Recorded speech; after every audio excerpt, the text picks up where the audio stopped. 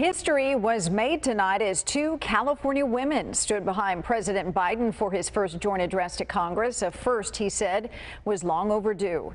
Tonight, the president touted the vaccination effort, the COVID relief package, but also laid out some new ambitious plans. To break it all down, Fox 5 political analyst Carl Luna is joining us tonight. Carl, nice to see you.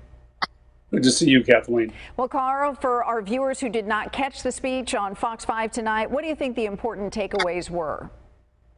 The two big ones, Kathleen, was one, Joe Biden was basically saying democracy is back. Government can work. We can get things done. Bill Clinton 30 years ago said the age of big government is over. Joe Biden saying he thinks it's time to bring it back. And that's the second issue, a very ambitious plan, which if he gets even half of it through, will probably be the most extensive legislative agenda since Ronald Reagan in the 1980s, something he didn't expect from Joe Biden. Yeah, a lot of people talking about how he was supposed to be transitional and perhaps he could be transformational.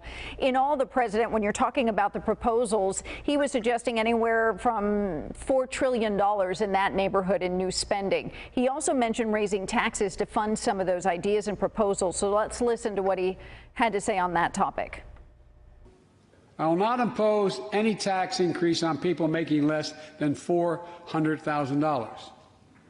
But it's time for corporate America and the wealthiest 1% of Americans to just begin to pay their fair share. Is this an area Republicans might get on board with? And if not this, what policies do you think they would be willing to work with Democrats on? Well, tax increases of any sort is usually a deal breaker for Republicans. So what the president's trying to do is find a way to raise revenues for the $6 trillion now in spending he's either gotten or proposed. And you're just not going to bring Republicans along with that. But the funny thing is, large majorities of the public and a plurality of Republicans think there should be higher taxes on the rich. Most people think it, except for about 400 people on Capitol Hill. This will play out in the 2022 midterm, no doubt. I don't think it's a deal breaker, though. The president can just move forward to try to get the spending passed through Congress, and then it just becomes more deficit that you deal with later. You mentioned the Republicans. Let's talk about the Republican response. It was delivered by Senator Tim Scott. On substance, how did he do? He gave a solid performance, a very mainline Republican performance. He did bring up the specter of government overreach, too much spending. A lot of his other Republican colleagues were talking about socialist overreach. That seems to be the Republican response to Joe Biden. He's too far to the left.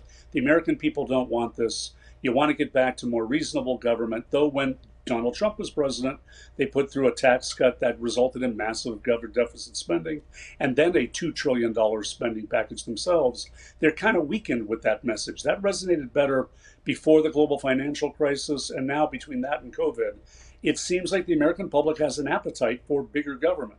Republicans have to sit back and see if it plays out or if the public turns on the president at some point. Well, there's always best lines of the night, and then there's most effective lines of the night. What say you on that? Well, I thought the most amusing line of the night was when the president talked about the fact that deer don't wear Kevlar, questioning why you needed 100-round magazines. But he had some basic punchlines about America being backed, about democracy working, about the fact that bankers and Wall Street didn't make America, the middle class did.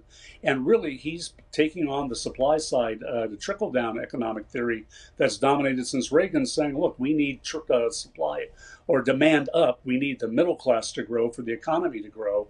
And we have two very stark different views of how the society should function from Joe Biden versus Donald Trump. All right, Carl Luna, always interesting to get your insight on big nights like tonight. Thank you. Thank you, Kathleen. Always good to see you, Carl. Thanks.